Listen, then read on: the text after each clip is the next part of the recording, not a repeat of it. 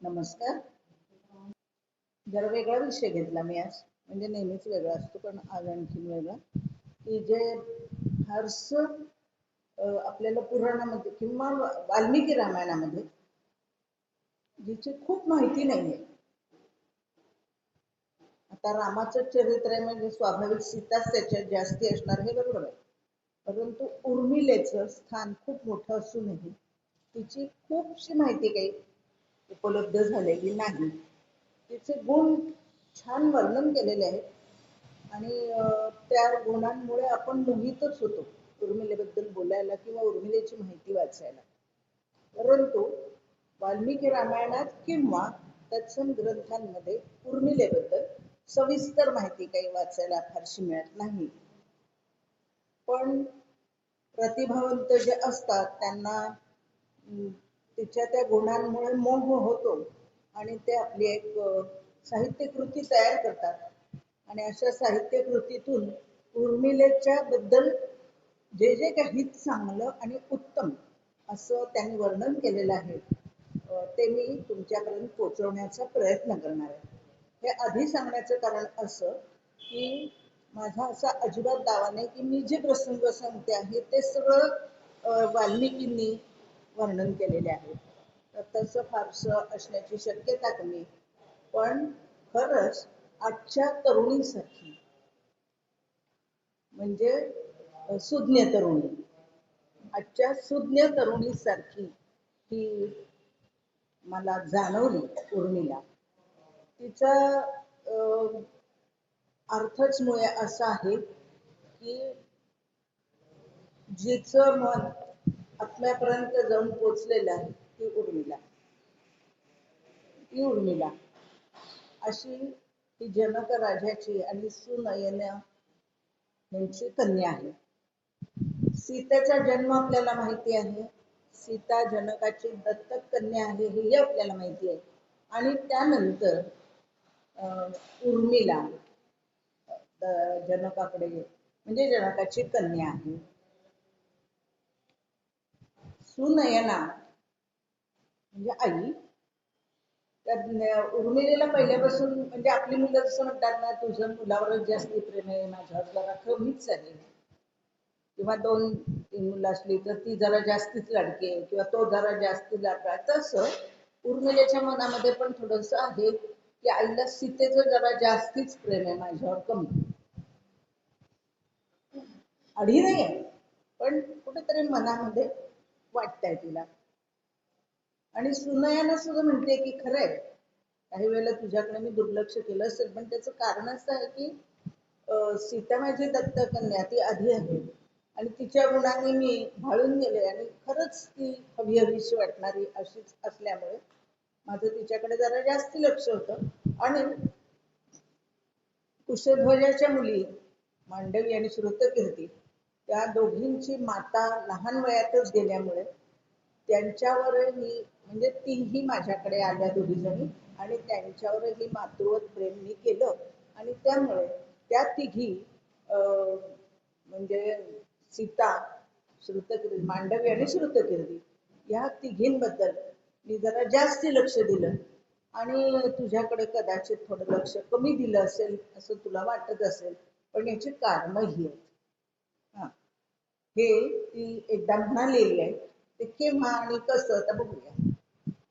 विश्वामित्र, वसिष्ठ ही नावं सगळी आपल्याला माहिती आहे आणि हे सगळे म्हणजे सगळेच जण कश्यप असतील किंवा त्या अष्टप्रधान त्यांच्या अष्टमंत्रिमंडळामध्ये 8 जण जे आहेत ते सगळे जण तिच्या म्हणजे उर्मिलेवर विश्वासून आहेत किंवा त्यांना असं वाटतंय की उर्मिलेला राजकारणाची चांगली जाण आहे अशी ही उर्मिला आहे.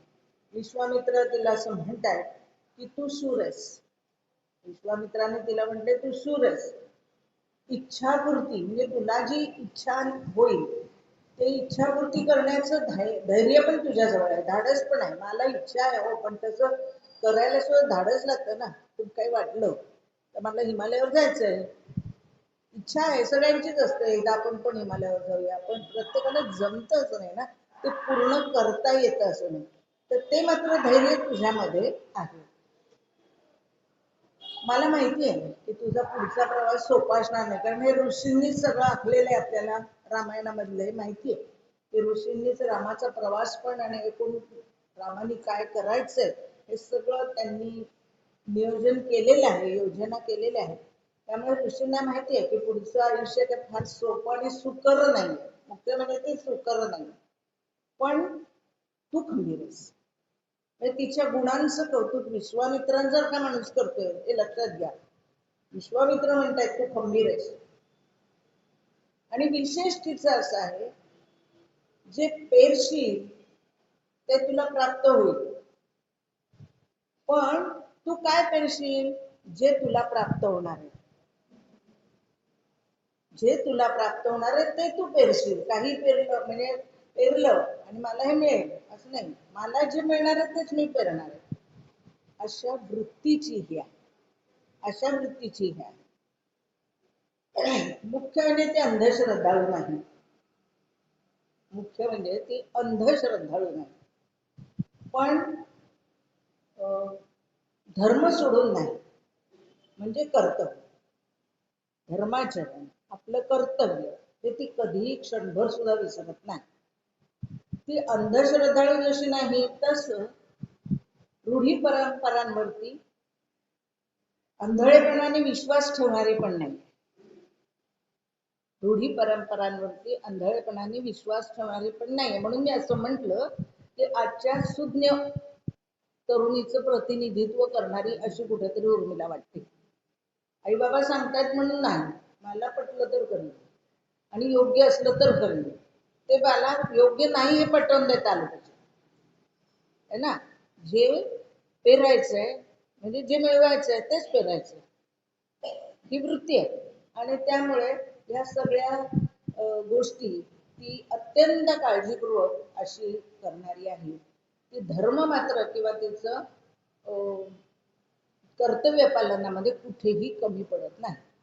तिने तिचं कर्तव्य पूर्णपणे निभावलंय. कसं ते आपण आता बघणार आहोत. नाती सांभाळण्यामध्ये नाती सगळ्या प्रकारची, आता 3 राण्या होत्या आपल्याला माहिती आहे. 3 म्हणजे सवत है ना, दोघी जण, एक सासू आणि बाकीच्या दोघी, म्हणजे किती नाती सांभाळायची बघा. ते सगळं सांभाळण्यामध्ये ती अत्यंत तरबेज आहे. किंबहुना तिच्या मनाला तिने तसं घडवलंय.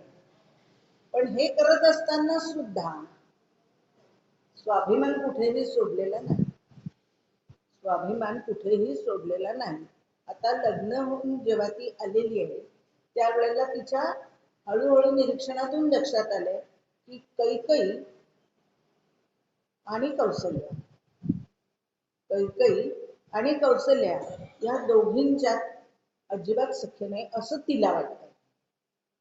आपण नेहमी सांगताना असं सांगतो की ह्या सगळ्या जणी एकमेकींचा द्वेष न करणाऱ्या वगैरे अशा होत्या, आणि तसं ते आहे असं आपण म्हणतोच.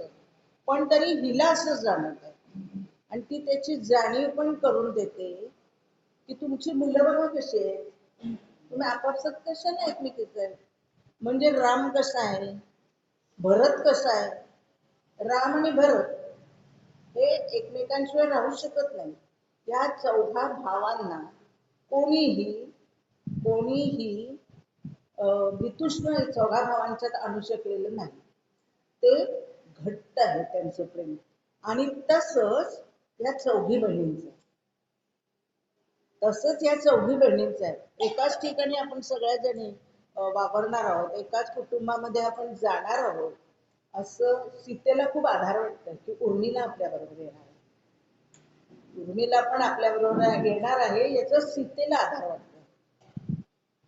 असं हे हळूहळू पुढे जात आहेत. आणि मग आपल्याला आठवत असेल किंवा आपण वाचलेलं असेल, बागेतला म्हणजे राम आधी जेव्हा गेले ते काय विश्वामित्रांबरोबर है ना, मिथिलेला गेले होते जेव्हा स्वयंवर होतं. स्वयंवरासाठी गेले नव्हतं, परंतु म्हणजे ते विश्वामित्रांनी आधी सांगितलं नाही. त्यांनी फक्त सांगितलं आपण मिथिला नगरीमध्ये कार्यक्रम आहे तिथे जाऊया. तिथे आलेले आहे. हे पण आपल्याला माहिती आहे की रामाने विश्वामित्रांनी आदेश देईपर्यंत कुठेही उठून उभारण्याचं वगैरे काहीही कृती केलेली नाही, आपल्याला सगळ्यांना माहिती आहे. त्याच्या आधी ते फुलं आणायला म्हणून दोघ जण, राम आणि लक्ष्मणच तेव्हा होते, भरत शत्रुघ्न नव्हतेच विश्वामित्रांबरोबर. आणि ते फुलं आणायला म्हणून बागेत गेलेले होते. तिथे माळी दादांना विचारलं असे फुलं कशी तोडणार ना, आणि गुरूंच्या पूजेसाठी तयारी करायची. लक्षात घ्या कसं वागणं आहे. म्हणजे हे सगळ्या बारीक सारीक गोष्टी असल्या ना तरी सुद्धा संस्कार कसे दिसतात लक्षात येतात. की राम आणि लक्ष्मण आहेत, राजकुमार आहेत, पण विश्वामित्रांबरोबर आलेले आहेत. विश्वामित्र आपले गुरु आहेत, त्यांच्या पूजेची तयारी आपण करायलाच पाहिजे. मग फुलं पाहिजे, मग फुलं तोडायची तर माळ्याची परवानगी पाहिजे. फिरायला गेलं म्हणून काठीने ओर बांधली असं होत नाही. सगळी फुलं काढून घ्यायची, दिसतायत कंपाऊंड मधून बाहेर वगैरे, ही पद्धत नव्हती. आणि त्यामुळे रामाने त्या माळ्याला विचारले फुलं घ्यायची आहे घेऊ का, इतके अदबशीर. आणि त्याचा प्रभाव तिथे फुलं घ्यायला आलेल्या सीता आणि उर्मिलेवर पडणारच ना. म्हणजे रूपांनी तर भाळल्याच, पण त्यांच्या सृजनशील किंवा त्यांच्या या सौम्य वागण्याचाही एक परिणाम त्यांच्या मनावर झालेला आहे. तर राम आणि सीता परस्परांच्या प्रेमात पडलेलेच आहेत. आणि हिने जेव्हा लक्ष्मणाकडे पाहिलं तेव्हा लक्ष्मणाची नजर ही वेगळी आहे.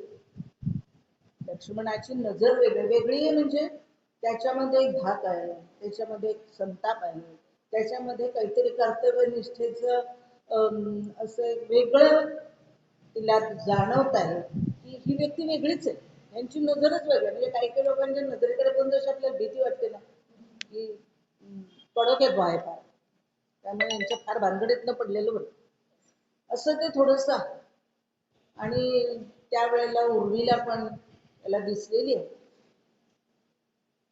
असं त्या बागेतले एकूण त्यांचं झालं. त्या दोघांनाही म्हणजे दोघांना मनोमन पसंत केलेलं आहे. आणि मग त्या स्वयंवराच्या वेळेला सीतेच्या मनामध्ये आहेच की हाच मिळावा वगैरे, रावण उभा राहिल्यावर भीती वाटली वगैरे, हे सगळं वर्णन आपण वाचलेले, ते काही सांगण्याची परत गरज नाही. आता हिला मात्र असं वाटतंय की मी केलेली निवड किंवा लक्ष्मणाबरोबर माझा संसार सुखाचा होईल की नाही. दोघे सारख्या स्वभावाचे तापट वगैरे असतील, दोघे सारख्या स्वभावाचे जरा ठिणग्यास पडणार म्हणजे सारख्या, तर मग संसार सुखाचा होईल की नाही अशी शंका आहे दोघांच्याही मनामध्ये. आणि एकदा असं तिला वाक्य ऐकू येतं उर्मिलेला, नाही पण मला लग्नच करायचं नाही, तिच्याशी तर नाहीच करायचं. मग ती एकदम जबाबते की हे काय आहे वगैरे असं, आणि ती पुढे जायला निघते. त्यावेळेला लक्ष्मणाने तिला वेगळ्या नावाने हाक मारली आहे. तिला त्यांनी मिला म्हटलंय, उर्मिला न म्हणता मिला म्हटलंय. पुढे लक्ष्मण प्रत्येक वेळेला तिला मिलाच म्हणतोय की मिले जाऊ नकोस, गैरसमज करून घेऊ नकोस, तुला खरं काय ते सांगतो, असं तो म्हणतोय. खरं काय ते सांगतो म्हणजे त्याने असं सांगितलं की हे बघ, माझा भाऊ हे माझं दैवत आहे, हे माझं दैवत आहे, तो माझा गुरु आहे, तो माझा पिता आहे, तो माझं सगळं सर्वस्व आहे किंवा माझा आत्मा आहे असं म्हटलं तरी चालेल, असं त्याने म्हटलं. आणि त्यामुळे त्याच्या संदर्भात मी कुठेही आजच्या भाषेत कॉम्प्रोमाइज करणार नाही. आणि मग तुझ्याशी लग्न केल्यानंतर जर तिकडे मला लक्ष देता आलं नाही तर ते मला चालणार नाही, आणि मग तो तुझ्यावर अन्याय होईल. म्हणून मी म्हणतोय की मी अविवाहितच राहील. मला तू पसंत आहे म्हणजे प्रेम आहे, परंतु कोणत्याही स्त्रीच्या भावना अशा दाबून टाकणं माझ्या तत्वात बसत नाही. महत्वाचं वाक्य आहे. कोणत्याही स्त्रीच्या भावना अशा दाबून टाकणं माझ्या तत्वात बसत नाही, आणि म्हणून मी लग्न करायला नाही म्हटलं, म्हणून मी नकार दिला. तुला माहिती नाही, तू कुठलं तरी एक वाक्य वाचलंस ऐकलंस आणि गैरसमज करशील म्हणून मुद्दाम सांगितलं. त्यावेळेला तिने असं म्हटलं की नाही असं हरकत नाही, पण त्याच वेळेला म्हणजे माझं पण असंच आहे, तुमच्याच करता माझ्या कर्तव्यात किंवा माझ्या बहिणींमध्ये किंवा माझ्या आईवडिलांमध्ये जर काहीतरी दुरावा निर्माण होणार असेल तर ते मला पण चालणार नाही,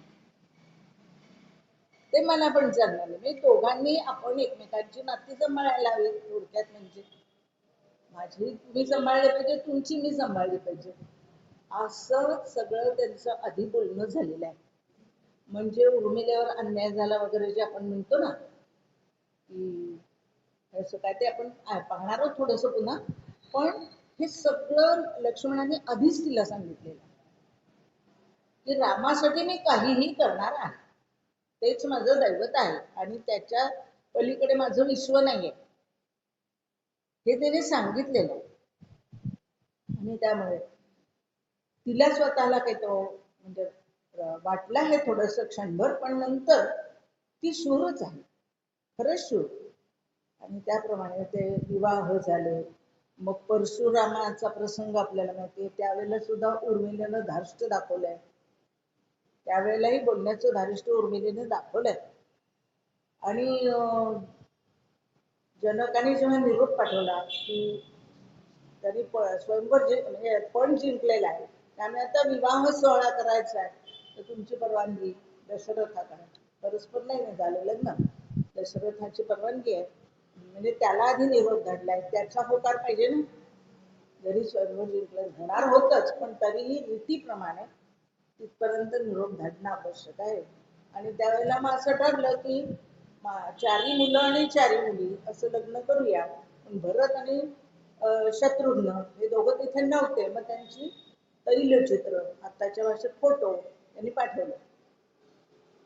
ते फोटो पाठवले की हे बघून मग ठरवा करायचं नाही करायचं.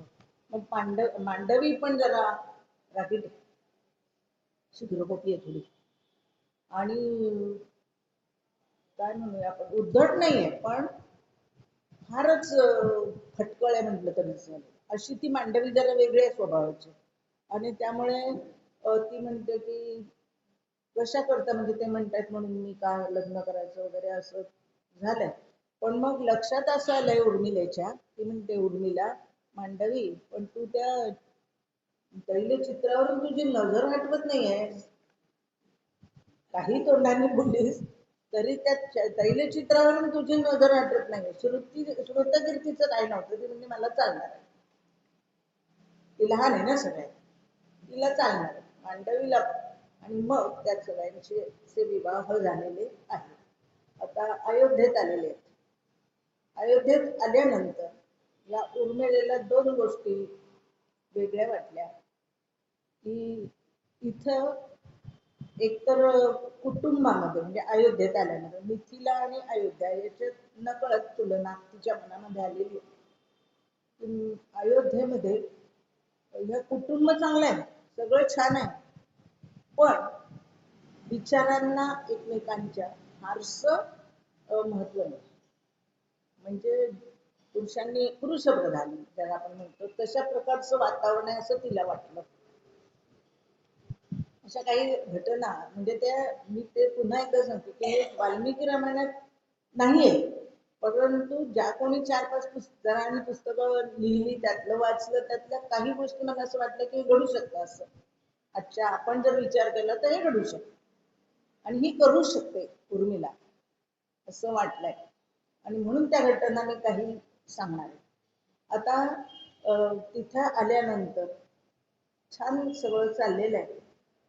आणि एक मात्र गोष्ट तिला खटकली की कैकेयीने सीतेचं स्वागत काही फारसं चांगलं केलेलं नाही आणि उर्मिलेकडे लक्ष दिलेलं नाही. असं का असेल? मग थोडा शोध सुरू झाला आणि लक्षात असं की एक बाई आहे, ती दासी वाटते पण तिला फार महत्व आहे, हिची काहीतरी गडबड आहे, ती चतुर आहे, ती खंबीर आहे, ती राजकारण निपुण आहे आणि तिचं या सगळ्या गोष्टींकडे लक्ष आहे. कारण तिच्या वडिलांकडे जनकाकडे तिला तत्वज्ञानाचं आणि राजकारणाचं पण शिक्षण मिळालेलं आहे. हे सगळ्यांनाच मिळालेलं आहे. परंतु एखाद्याला एखादा विषय जास्त आवडतो तसं ती त्याच्यामध्ये जास्त रुची घेणारी आहे उर्मिला. आणि मग तिला जाणवते की ही बाई कोणीतरी खरं म्हणजे सामान्य, पण तिला इतकं महत्व का आहे. आणि ती कैकईची दासी आहे. ती तिच्या बरोबर आलेली आहे आणि तिच्या दृष्टीने तिचे कैकईची आई गेल्यानंतर तिनेच तिचा सांभाळ केलेला असल्यामुळे कैकईला तिच्याबद्दल प्रेम आहे. हे असू शकतं, परंतु ती वेगळ्या पद्धतीने कारस्थान करते याकडे उर्मिलेचं लक्ष, हे सगळ्यात महत्वाचं. याकडे तिचं लक्ष आहे. आणि तिच्या लक्षात असं आलं, मांडवी मगाशीच मी सांगितलं की मांडवी थोडीशी वेगळ्या विचारांची आहे हो ना. आणि त्यामुळे आपल्या बहिणींमध्ये ही कोण जी दासी आहे म्हणजे हिच्या दृष्टीने तिला काहीच किंमत नाही, पण कैकईच्या दृष्टीने ती महत्वाची व्यक्ती आहे. ती आपल्यामध्ये काहीतरी वैमनस्य निर्माण करण्याचा प्रयत्न करते आणि त्या मांडवीवर त्याचा परिणाम झालेला आहे. हे मुद्दाम सांगण्याचं कारण असं की हे घडू शकतं. आपल्या आजूबाजूला पाहिल्यावर आपल्या लक्षात येतं की अशा प्रवृत्तीची माणसं असतात आणि त्यामुळे गैरसमज आणि नातेसंबंध बिघडू शकतात. अशी माणसं असतात. मंथरा कधी संपणारच नाही, ती असणारच आहे. पण ही असं आपल्याला पण जाणवतं बघा, सामान्य कुटुंबामध्ये वावरणारी आपण माणसं आहोत, तरीही आपल्या लक्षात येतं की आपल्या नात्यांमध्ये कोणीतरी असा एखादा असतो की जो आपले नातेसंबंध कुठेतरी बिघडवण्याचा प्रयत्न करतो. घटनाच आधी काही त्यांचा काही संबंधही नसतो, पण अगं बाई असं का केलं असेल तिने, असं वाक्य म्हटलं की आपल्या मनामध्ये शंका येते की नाही.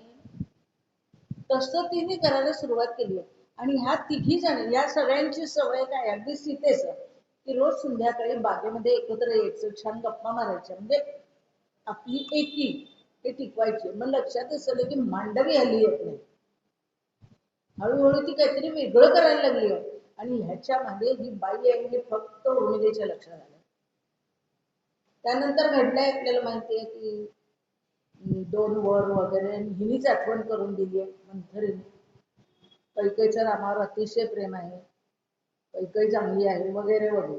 कैकईचं रामावर खूप प्रेम आहे, तिच्या मनामध्येही असं काही नाहीये, पण हिने भरवलंय.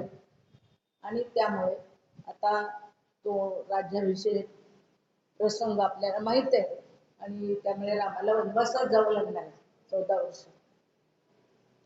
आता राम आणि सीता आहेच बरोबर, म्हणजे राहूच शकत नाही मी तुमच्याशिवाय वगैरे. मग उर्मिला राहू शकते का, नाही ना.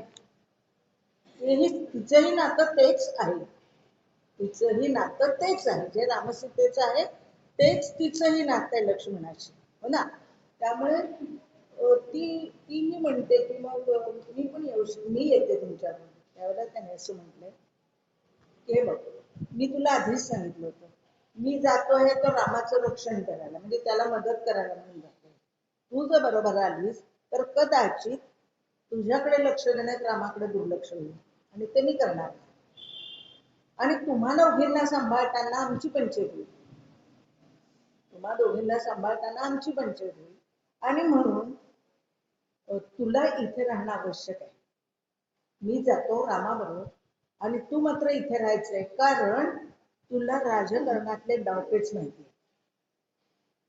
काही काय करू शकेल आणि शत्रूच्या हालचाली काय असू शकतात, या सगळ्यांवर तुझं लक्ष असेल. आणि मुख्य म्हणजे हे कुटुंब एकत्र ठेवणं ही तुझी जबाबदारी असेल, कारण ते तुझं कर्तव्य आहे. बघा, ते तुझं कर्तव्य आहे असं त्यांनी सांगितलं. माझं ते कर्तव्य, तुझं हे कर्तव्य आहे, कुटुंब एकसंध ठेवणं. कुटुंब एकसंध ठेवणं, कुटुंबच सदा जर विस्कळीत झालं तर सगळंच बिघडतं. मग आता आपल्याकडे पुन्हा एकदा कुटुंबाकडे आपण वळतोय, आपल्या समाज स्थितीत बदल झाले, ते पुन्हा एकदा आपण एकत्र करण्याचा प्रयत्न करतोय की कुटुंब स्थिर राहावं, कुटुंबाचा पाया भक्कम असावा वगैरे वगैरे. आणि ते तुला जमणार आहे. आणि मग ती म्हणाली की हो, आपण तसं एकमेकाला वचन दिलंय, पण तूही फारसं वाईट वाटून घेऊ नकोस किंवा तू माझी काळजी करू नकोस, तू माझी काळजी करू नकोस. कारण मी माझं कर्तव्य करीन इथे राहून, तू तुझं कर्तव्य कर तिथे जाऊन, आपण एका नाण्याच्या दोन बाजू आहोत. इतकी ती समरस झाली. आपण एका नाण्याच्या दोन बाजू आहोत. गैरसमज तिच्या मनात कुठेही नाही. तो आपल्या मनात उगीच कोणीतरी आणून दिलाय की उर्मिलेवर अन्याय झाला की काय, किंवा उर्मिलेवर अन्याय झाला ते मानत नाही. आणि म्हणून मी आता उर्मिला आयुष्य घ्यायचं ठरवलं होतं की नाही आहे, असं नाही आहे. आमची कुटुंब संस्था इतकी दुबळी नाही. तर अशा पद्धतीनं आता लक्ष्मण आणि हे गेलेले ही कैकेयीच्या महालात गेली. तिथे भरताच्या राज्याभिषेकाची तयारी चालली आहे. झेंडूच्या माळा वगैरे असं सगळं आहे. आणि त्यावेळेला उर्मिला विचारलंय, माते तू हे कसं करू शकतेस ग? कारण तुझा पती आजारी आहे. त्यांनी अन्नपाण्याचा त्याग करायचं ठरवलेलं आहे. तो सारखे अश्रू गाळतोय आणि तू हे करूच कसं शकते? इतक्या परखडपणे तिच्याशी बोलण्याचं धाडस उर्मिला येतं. कैकेयी तिला म्हणतेय, तू कोण मला बोलणार आहे? तू कशी काल आलेली मुलगी, मला कोण बोलतेस? ती म्हणली नाही, हे बरोबर नाही, हे योग्य नाही, हे सांगायला मी इथे आले, मी इथून जाणार नाही.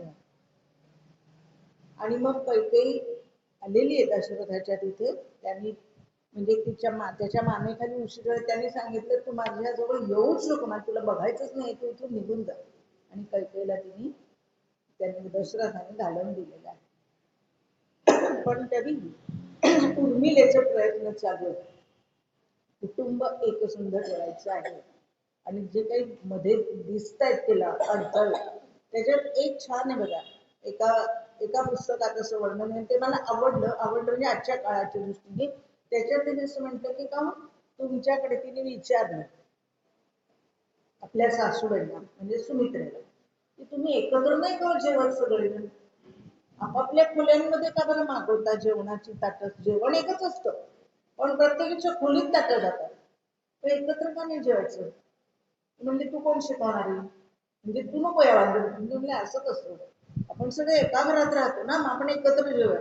एकत्र जेवण हे किती महत्वाचं आहे. म्हणजे कुटुंबाचा पाया भक्कम ठेवण्यासाठी ते पण आवश्यक आहे. काही ज्या क्रिया आहेत त्या सामूहिक करणं, एकत्र येऊन करणं या गरजेच्या. फक्त दुःखाच्या वेळेला एकत्र नाही यायचं, रोज एकदा तरी सगळ्यांनी एकत्र आलं पाहिजे.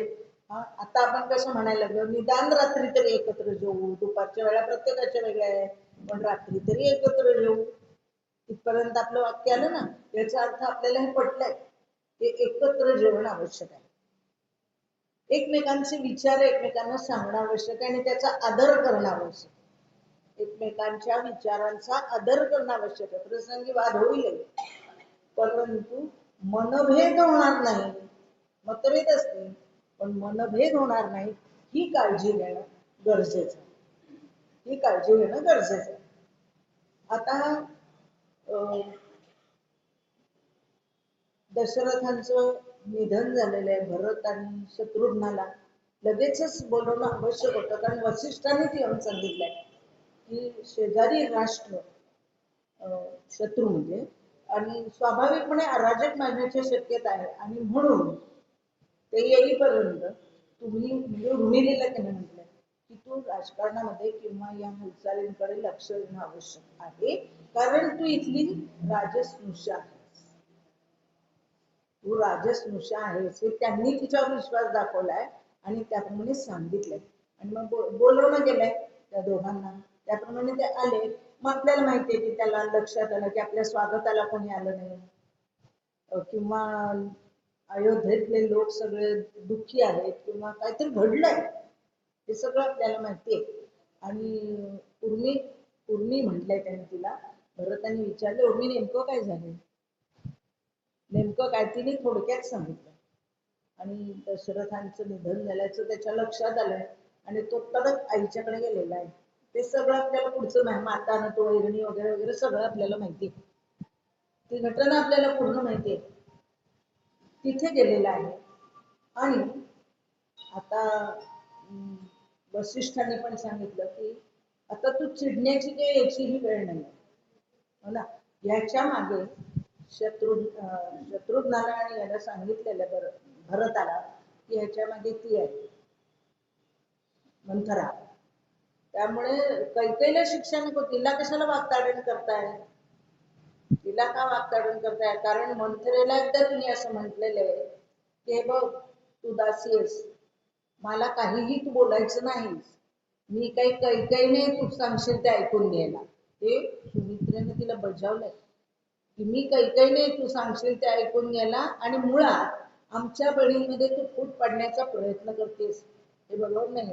आणि माझ्याही लक्षात आलंय तेव्हा ताबडतोब बघा काय सांगितलं मंथरेला, ताबडतोब कौशल्याच्या घरात वावरणारी, तिच्या महालामध्ये वावरणारी ही जी तुझी दासी आहे ना, तिला ताबडतोब बोलवून घे. त्यानंतर म्हणजे मृगनयनी अशी ती त्यांची नावं पण गोड आहेत हा, या सगळ्यांची नावं छान छान आहेत, पण काम मात्र नाही बरं त्यांचं. तर ह्या सगळ्या जणी ज्या आहेत ना, त्या सगळ्यांना तू ताबडतोब बोलवून घे, त्यांना एकत्र कर, आणि त्यांना सगळ्यांना एकत्र करून मृगनयनी, हा हेच तिचं नाव आहे, एकीचं नाव आहे नंतर सांगते, आठवेले एखाद्याला प्रांजली, कौशल्याकडे राहते ती प्रांजली, मांडवीकडे जी तिचं काम कुंकायला जाते ती कामिनी. अशा ह्या सगळ्या दास्या, म्हणजे त्या मंथरेच्या हे लक्षात आलं की आपल्या कारस्थानाकडे उर्मिलेचं किती लक्ष आहे. आपण जे करतोय ते बारीक नजरेने पाहते, वेळ येते तेव्हाच बोलते, उगीच नाही बोलत आहे. आणि तेव्हा तिने सांगितलंय की त्या सगळ्यांना बोलवून घे, आणि मग मंथरेच्या लक्षात आलंय की आपण समजतो तेवढी सामान्य नाही, म्हणजे ती केवळ लक्ष्मणाची बायकोने, लक्ष्मण तिकडे गेलो म्हणून एकटी राहिलेली, तिचं पूर्ण लक्ष आहे. आदर किंवा आपल्याबद्दलचा एक उंची आपल्या कृतीतून वाढवावी लागते, तसं उर्मिलेने केलेलं आहे. आपल्या उंचीनं, आपल्या वागण्यातून तिने ती उंची वाढवली या सगळ्या गोष्टींमध्ये. आणि त्याप्रमाणे सांगितलंय, आता तिने शत्रुघ्नाला सांगितलंय की जर शिक्षा करायची असेल तर मंथरेला कर, आणि काय करशील तर तिला अंधार कोठडी टाक आणि तिच्यावरून ह्या सगळ्यांना टाक, त्यांना काय खलबत करायची ते तिथे करू देत. 14 वर्ष राम येईपर्यंत यांना तिकडे टाकून टाक. बघा, मारून टाकले सांगितलं, डांबून टाक सांगितलं, शिक्षा व्हायला हवी, रोज त्यांनी मेलं पाहिजे, रोज अंधार कोठडीमध्ये त्यांनी तिथेच राहिलं पाहिजे, हीच तिला शिक्षा येत नाही. इतकी ती हुशार, राजकारण निपुण आहे, कोणत्या वेळेला काय करायचं तिला कळलेलं. आता ते सगळं झाल्यानंतर म्हणजे त्यावेळेला कौशल्याला सुद्धा एक क्षण असं वाटून गेलेलं आहे, कौशल्याला सुद्धा एक क्षण असं वाटून गेलेलं आहे की भरत आल्यानंतर कदाचित माझा अवमान होईल, आणि त्यामुळे मला पण अरण्यामध्ये जायचंय, वनवासामध्ये जायचंय. त्यावेळेला सांगितलेलं आहे भरत असं करणार नाही.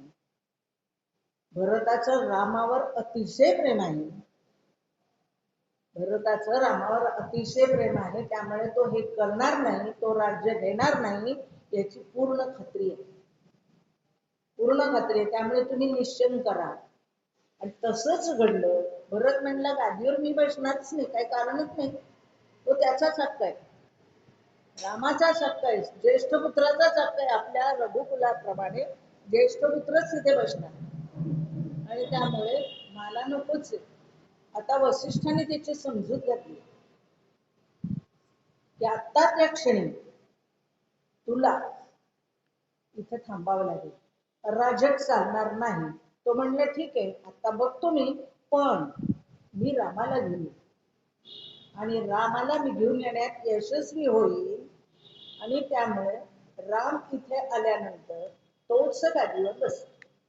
आणि त्याप्रमाणे सगळे निघाले आहेत रामाला आणायला चित्रकूटावर. कैकेयी पण म्हणाली मलाही यायचंय, भरताने लक्ष दिलेलं नाही, पण कैकेयी आली. भरताने आता तिच्याशी बोलणंच टाकलेलं आहे, त्याला वाटतच हिच्याचमुळे सगळं झालंय, हिच्याचमुळे सगळं झालंय, आणि मुख्य तिच्यामुळे झालं म्हणजे उर्मिलेला पण त्रास झाला.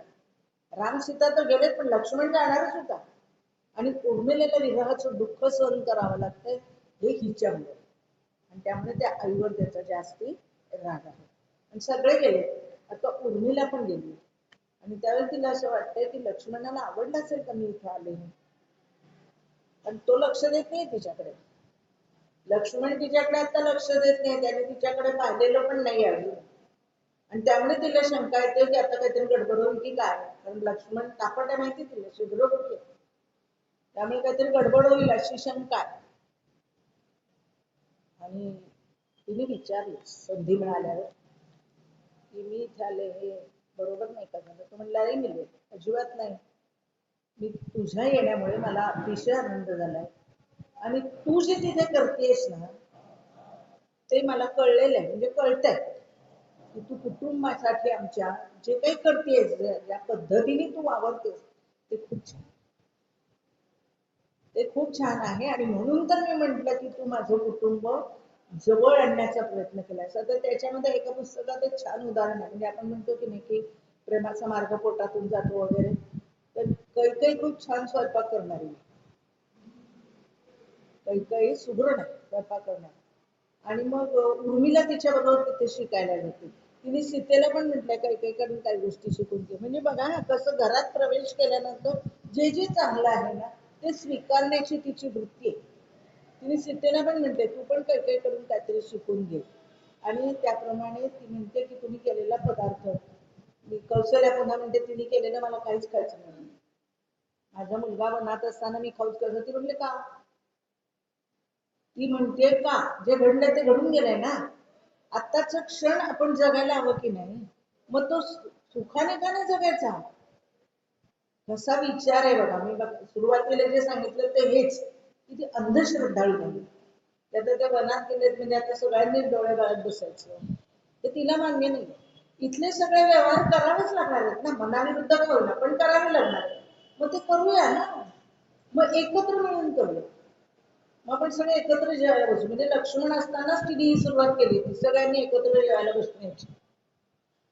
हे आवडलं मला ते पुन्हा एकदा सांगते ते वाल्मिकी रामायणात नाही पण ज्या कोणी लिहिलंय त्यांनी आजच्या काळाशी सुयोग्य लिहिलं की एकत्र कुटुंब काय असतं त्याचं सुंदर त्यांनी त्याचं निरीक्षण केलं आणि त्याप्रमाणे तो प्रसंग अधोरेखित केला. आता तिथे ती त्या गोष्टी म्हणजे स्वयंपाक करते बाकी वर्णन जाते पण छान छान पदार्थ ती करते आणि सगळ्यांनी एकत्र येऊन जेवण्याचाही प्रयत्न करते आणि तिथे तिने कौशल्येचं मन वळवलंय ते असं करू नका असं करू नका असं कौशल्याचं मन तिने वळवलंय. आणि मग जरा त्यांच्यात थोडस का होईना तात्पुरतं का होईना पण थोडं अगदी जे एकमेकीकडे बघायचंच नाही किंवा टाळायचं तसं नाही राहिलेलं अशा पद्धतीने तिने ते घर सावरण्याचा प्रयत्न केला. आता तिथे पण त्यांनी सांगितलंय की नाही मी इथे म्हणजे या दोघांच्या सेवेमध्ये आणि लक्षात तिच्या असं आलं की सीतेने सांगितलं की आमच्यासाठी पर्णकुटी लक्ष्मणाने उभारली आणि बाजूची छोटी कुटी त्यांनीच उभारली. मग लक्षात आलं की आता म्हणजे लक्ष्मणाला मृदंग वाजवायला आवडत होती त्याची अगदी सराईत बोट होती पण आता तिच्या लक्षात आलं की आता त्याच्या हातामध्ये कुऱ्हाड आहे तेही त्यांनी स्वीकारले. मृदुंग आणि कुऱ्हाड लक्षात घ्या दोन्ही गोष्टी वेगळ्या आहेत पूर्ण परंतु आता तो ते पण करतोय आणि मग तो म्हणतो मी म्हणजे मी दिवसभर इतका कामात असतो थकतो पण मला तुझी आठवण करायला वेळ जरी नसला तरीही तू माझ्या अंतरंगामध्ये कणामध्ये आहेस. आणि तेच उर्मिला म्हणते की हो मला पण ते जाणवतं प्रत्यक्ष नसलो तरी सुद्धा आपण एकमेकांना भेटतोय. तू माझ्या शेजारी आहेस असं मला सारखं जाणवत राहतं तू मला पाठिंबा देतोस असं मला सारखं जाणवत राहतं आणि तोही तेच म्हणतो समरस होणं म्हणजे काय हे लक्षात येतं की एकमेकांना समजून घेणं म्हणजे समरस होणं एकमेकांना पूरक होणं म्हणजे समरस होणं म्हणजे एकरूप असणं परस्परांना पूरक होणं. आणि हे रामायणातल्या सगळ्या दाम्पत्यामध्ये आपल्याला पाहायला मिळतं. आणि तसं ते लक्ष्मण आणि उर्मिलेचं पण आहे की ते परस्पर पूरक आहे. दोघंही आपापली कर्तव्य एका कुटुंबासाठी निभावतात. तर दरम्यानच्या काळामध्ये सुनयना म्हणजे आई तिची ती आली. केव्हा आली ती? तर दशरथांचं निधन झालं आणि आता त्यांचं ते अवधोदय करायचं. तर स्वाभाविक म्हणजे व्याही येतात त्याप्रमाणे ती आलेली आहे. आणि तिला आता उर्मिलेची काळजी वाटते. उर्मिला तिकडे गेलेली आहे की आता पुढे काय करायचं. भरताला ती सांगते की आता हेच तुझं कर्तव्य, हे तुला आधी करायचं आहे. आणि बाकीच्यांना पण सांगते आहे की भरत राजा म्हणून परत आलेला आहे हे सांगा सगळ्यांना, म्हणजे शत्रूच्या गोटात ही बातमी पुरवणं हे पण महत्वाची गोष्ट तिने केलेली आहे. आणि जेव्हा ती आपल्या महालात आली त्यावेळेला तिला समोर सुनयना दिसली. त्यावेळेला ती सुनयना तिला दिसली आणि सुनयने तिला म्हटलं की खरं सांगू का उर्मी, माझं चुकलंच ग. म्हणजे मला लक्षात यायला होतं की लक्ष्मण म्हणजे काय आहे ते, आणि मला तुझं लग्न होऊ द्यायला होतं. ती म्हणजे आई काय बोलतेस. लक्ष्मणाची उंची तिने दाखवली तिला. ते आपल्या भावासाठी त्यांनी मला हे सगळं आधी सांगितलेलं आहे, मला हे सगळं माहिती आहे, मला अंधारात ठेवलेलं नाही, आणि तरीही मी त्याच्याशी विवाह केलाय. त्यामुळे त्याच्याबद्दल तू असं काहीही बोलू नको. आणि तो त्याचं कर्तव्य करतोय, मी माझं कर्तव्य करते. त्याच्या मनामध्ये माझ्याबद्दल अत्यंत प्रीती आहे. तू कुठलाही मनामध्ये विकल्प आणू नकोस. असं सगळं सांगितल्यानंतर सुनयना म्हणते की माझा जामात इतका वेगळा आहे हे माझ्या आता लक्षात आलं. म्हणजे उर्मिलेनं आपल्या पतीची उंची आईच्या मनामध्ये किती वरच्या दर्जापर्यंत नेलेली आहे.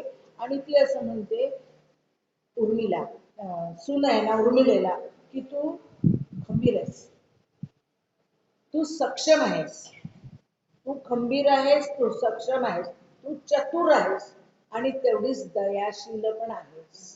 तेवढीच दयाशील सुद्धा आहेस. कारण कैकेयीचा ती द्वेष नाही करत आहे, मत्सर नाही करत आहे. तिने कुठल्या परिस्थितीत हे घडवलं हे तिच्या लक्षात येतं की म्हणजे आपल्याला असुरक्षित वाटतंय, आपल्या मुलासाठी तिने ते केलंय. कोणती आई आपल्या मुलाच्या हिताची धडपड करेल तसं तिने केलेलं हे तिने समजून घेतलंय. अशी ती दयाशील आणि क्षमाशील पण. आणि अशी तू आहेस हे मला माहिती होतं, आणि जामातांबद्दल मात्र मला वाटत होतं, आणि तू तुझ्या तिन्ही बहिणींची ते काळजी घेतेस हे पण मला माहिती होतं. आणि त्यामुळे उर्मिले मी तुला घ्यायला आले होते, पण ती माझी चूक होती. म्हणजे लक्ष्मण तिकडे गेलाय तर तू आता इकडे चल, तुला इथे त्रास होत असेल असं मला वाटत होता, हा माझा गैरसमज तू दूर केलास, आणि म्हणून मी तुला घ्यायला आले होते, पण आता नाही, आता तू इथेच राहा. आणि त्यावेळेला तिने आणखीन एक गोष्ट तिच्याबद्दल अशी सांगितली की तू एक उमदी स्त्री आहेस. भोवताली सगळा अंधकार असताना सुद्धा मनाच्या सकारात्मक प्रकाशामध्ये तू पुढची दिशा बघतेस, तू पुढची दिशा बघतेस, आणि त्यामुळे गोंधळून जात नाहीस. कुठे जायचंय तुला माहिती आहे, कारण तुझं मन स्वच्छ आहे, ते प्रकाशित आहे. तुझं मन स्वच्छ आहे आणि ते प्रकाशित आहे, आणि त्यामुळे तू वर्तमान काळ हाताळतेस. घडून गेलं ते घडून गेलं, आता काय करायला हवंय याकडे तुझी नजर आहे. उर्मिला कोणत्या उंचीची होती ते आपल्या लक्षात येतं, आणि त्याप्रमाणे तू वर्तमान हाताळते आहेस. आणि मला तुझ्याबद्दल आता खात्री आहे, तू संकटात नाहीस, तू दुःखात नाहीस. दुःख म्हणजे विरहाचं दुःख आहेच, ते म्हणजे तो येईल तेव्हाच संपणार, ते स्वाभाविक आहे. परंतु म्हणून तू हतबल झालेली आहेस, म्हणून तुला आता आधाराची गरज आहे असं मला आता वाटत नाही. आणि त्यामुळे मी हे विधी झाला की मी परत जाणार आहे, तुला इथेच राहायचं आहे, त्याप्रमाणे तू इथेच राहा.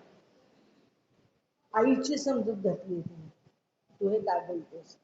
आणि मुख्य म्हणजे हे मला खूप आवडते, पुन्हा पुन्हा ती सांगते की मला अंधारात ठेवलेलं नाही, मी पण डोळसपणेच त्याच्याशी विवाह केला. मी अंधारात नव्हते, त्यांनी मला अंधारात ठेवलं नाही, आणि डोळस मी त्याच्याशी विवाह केलेला आहे. आता ज्या वेळेला चित्रकूटावरती ती गेले त्यावेळेला त्यांनी तिला शांतीदूत असं पण लक्ष्मणाने म्हटलं. दूत अशा अर्थाने की भरताला निरोप पाठवलाय की तू इकडे ये, पुन्हा ताबडतोब यायला हवं. आणि हे तिने केलेलं आहे. मंत्रिमंडळ कसा पाठवणार ना हा निरोप? ते राजा म्हणजे तिथल्या प्रमुखानच पाठवायला पाहिजे आणि ते काम तिनं केलंय आणि त्याला तिथे बोलवलंय. आणि त्यामुळे तो इथे असं म्हणते की तू धूर्त प्रशासक आहेस आणि शांतीदूत पण आहेस. भरताला बोलून तू योग्य ती कार्यवाही त्यावेळेला केलेली आहेस आणि पुढच्या सगळ्या गोष्टी छान हाताळलेल्या आहेस. मला तुझा अभिमान वाटतो, मला तुझा अभिमान वाटतो, असं लक्ष्मणाने पुन्हा पुन्हा तिला म्हटलं. फक्त तिने त्यावेळेला एक प्रश्न विचारला आणि कश्यपाने जेव्हा म्हटलं की तू काय बोलतेस, कश्यपाने विचारलं तू काय बोलतेस, तिने असं विचारलं की इथं मी आल्यापासून पाहते की पत्नी धर्म सगळेजण सांगतात, सगळेजण पत्नी धर्म काय याच्यावर बोलतात, पण पतीचा पण काही धर्म असतो हे कोणीच सांगत नाही. जसा पत्नी धर्म असतो तसा पती धर्म पण असतो. आहे ना सुज्ञ तरुणी आजची, त्यांनी पण काही कर्तव्य केलेली करायची असतात, हे कोणीच सांगत नाही. मी हे केलं पाहिजे, ते तिने केलं पाहिजे, पत्नीने बोलता कामा नये, पण तिलाही काही विचार असू शकतो. ही मिथिला नगरी नसली तरी सुद्धा मिथिला नगरीमध्ये जे होतं ते इथे यायला काय अडचण आहे. म्हणजे स्त्रीला पण विचार आहे, ती पण आपला विचार मांडू शकते, हे इथेही व्हायला काय अडचण आहे. आमच्या दरबारामध्ये मैत्रिणी उपस्थित केलेल्या सर्व प्रश्नांची उत्तरं दरबारामध्ये तिला मिळाली. स्त्री म्हणून तिची अवहेलना झालेली नाही आणि त्याची मला सवय आहे किंवा ते मी पाहिलेलं आहे आणि त्यामुळे मी अयोग्य काहीच बोलत नाहीये. जे योग्य आहे तेच बोलते, जे योग्य आहे तेच बोलते आहे. आणि त्यामुळे आता ती असं म्हणते किंवा कैकेयीला सुद्धा तिने असं विचारलंय की ठीक आहे, म्हणजे दशरथांनी तेव्हा म्हटलं असेल की कैकेयीच्या पोटी जो मूल जन्माला येईल तो गादीवर बसेल, पण ज्या वेळेला त्यांनी हे वचन दिलं त्यावेळेला त्याला मूल नव्हतं आणि नंतरही झालं नाही. पुत्रकामेष्टी यज्ञानंतर झालाय आणि त्यावेळेस रामाधी झालाय. म्हणजे आमच्या रघुकुलाप्रमाणे जो ज्येष्ठ पुत्र आहे तो गादीवर बसणार ना. म्हणजे ह्या वराला काही अर्थच राहिलेला नाही ना. म्हणजे जी त्यांनी मागणी केली होती, ज्यासाठी दशरथाने विवाह केला की ठीक आहे, कैकेयीला जो मुलगा होईल तो गादीवर बसेल, पण तो झाला नाही ना. आधी कुठे झाला, आधी राम झाला, भरत आधी नाही जन्माला आलेला. आणि त्यामुळे काहीही गैर केलेलं नाही, याची जाणीव करून देणं हे पण महत्वाचं आहे ना. आणि त्यामुळे ती असं म्हणते की ठीक आहे की तिने असं करायला नको होतं, पत्नीने असं करायला नको होतं, तो वर मागायला नको होता, आपल्या पतीला मृत्यूच्या दाढेच ढकलायला नको होतं, हे बरोबर.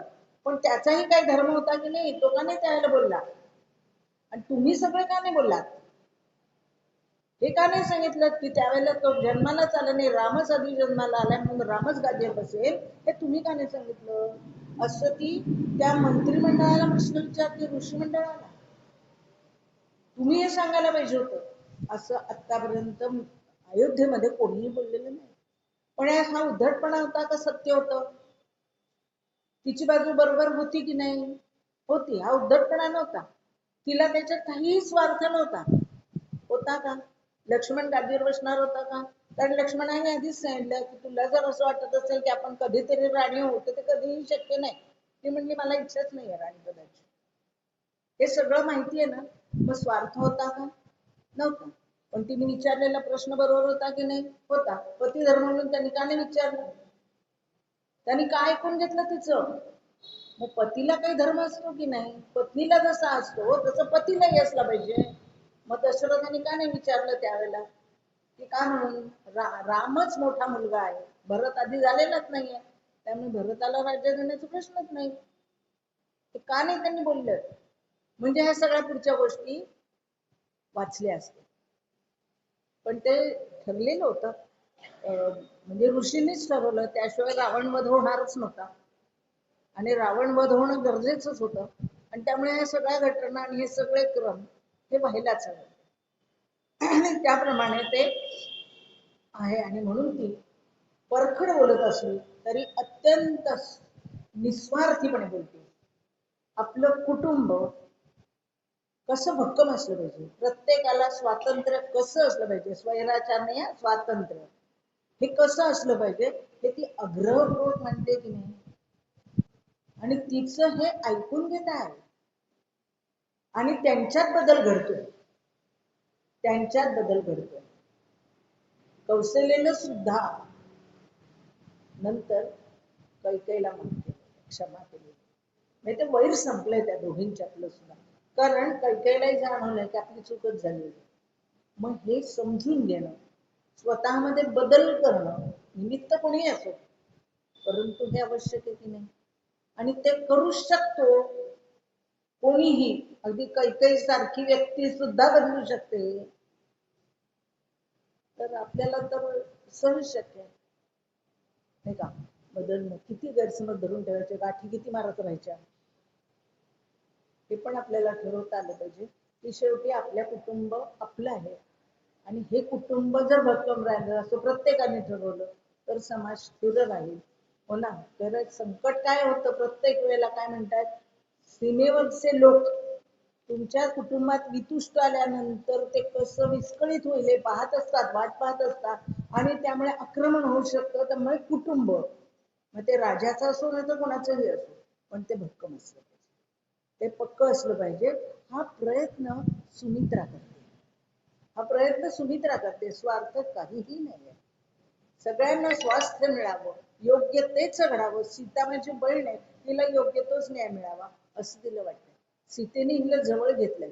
त्या म्हणजे याच्यामध्ये कालच म्हणजे मी याच्या निमित्ताने, तुम्ही पण वाचला नाही ऐकला असेल व्हिडिओ, त्या कुमार विश्वास ते रामायणावर बोलतात ना, तर त्याच्यात त्यांनी एक प्रसंग तेवढाच फक्त सांगते की जेव्हा तिकडे गेल्या अरण्यामध्ये, म्हणजे चित्रकूटावरती घ्यायला गेले, त्यावेळेला तिच्या असं लक्षात आलं की लक्ष्मण आणि उर्मिला यांना बोलायला संधी नाही मिळते. या दोघांना बोलायला संधी नाही मिळते. त्यांना काहीतरी बोलायचं असणारच ना, किंवा निदान काहीतरी असं निदान समोरासमोर बघणं. तर म्हणे त्यावेळेला सीतेने, ती जगन्माताच आहे, लक्ष्मण आहे ना, ती माहिती आपल्याला, म्हणजे ते वराच्या या स्वयंवराच्याच वेळेला आपल्याला कळलंय, त्याला धनुष्य तिने उचललं वगैरे, ते सगळं आपल्याला माहिती. त्यामुळे तिने काय केलं सांगितलं लक्ष्मणाला, भाऊजी त्या कुटीमध्ये फुलांची मी एक आता परडी ठेवली, तेवढी आणता का, मला हार करायचे. लक्ष्मणाला आत्ता जातो, अज्ञाहारच ना तो, आणि आत्ता जातो. त्याने कुटीचं दार उघडलं तर त्यावेळेला समोर उर्मिला, त्या कुटीमध्ये उर्मिला होती आणि ती फुलांचे हार करली. आणि त्यावेळेला त्या दोघांमध्ये थोडासा संवाद झालाय. किती एकमेकीला जपतायत बघा बहिणी, है ना. सीताला उर्मिलेला कशी जपते, किंवा आता तिची गरज काय असू शकते हे तिला कसं कळतंय, असा एक छोटासा प्रसंग त्यांनी त्या व्हिडिओत आहे. तर मला खूप आवडला आणि म्हणून आता आपल्याला सांगितला की उर्मिला अशी आहे हे सगळ्यांना म्हणजे माहिती आहे. आणि मग वेगवेगळ्या पद्धतीने त्या उर्मिलेचं मोठेपण दाखवणारे प्रसंग हे प्रतिभावंत कुठेही तिच्या गुणांना धक्का न लावता आणि कुठलीही घटना बिघडून न देता कसं वर्णन करताय, कुठेही धक्का लागलेला नाही. दोघांच्याही, म्हणजे लक्ष्मणाच्याही मोठेपणाला नाही, उर्मिलेच्या नाही, एकूण सगळ्या रघुवंशाला कुठेही धक्का लागलेला नाही. पण तरीही उर्मिलेचं मोठेपण आपल्यापर्यंत पोहोचवण्यात हे सगळे कसे हळूहळू यशस्वी झाले असं मला ऍक्च्युअली वाटून गेलं. आणि मग मला हे पण एक वाटलं, नेहमीच म्हणजे म्हणते तसं की रामायण आहे, राम नायक आहे रामायणाचा, म्हणून नायिका सीता आहे. लक्ष्मणायन जर लिहिलं गेलं तर लक्ष्मण आणि उर्मिलेवर लिहिलं जाईल.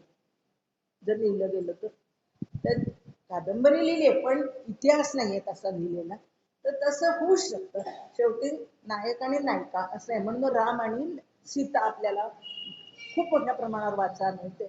तसं उर्मिलेचं जरा शोधावं लागलं, पण तिचे गुण खरंच आपल्याला आकृष्ट करणारे आहे. आणि म्हणून उर्मिला पण आपल्याला नेमकी कळली पाहिजे असं वाटलं, आणि म्हणून मी हा विषय घेण्याचा प्रयत्न केला. उर्मिला खरंच खंबीर आहे, उर्मिला राजकारण निपुण आहे, उर्मिला कुटुंब संस्था सांभाळणारी आहे, उर्मिला संस्कारी आहे आणि मुख्य म्हणजे दोन्ही कुटुंब जोडणारी आणि लक्ष्मणाशी एकरूप झालेली आहे. लक्ष्मणाशी एकरूप झालेली आहे. त्या उर्मिलेला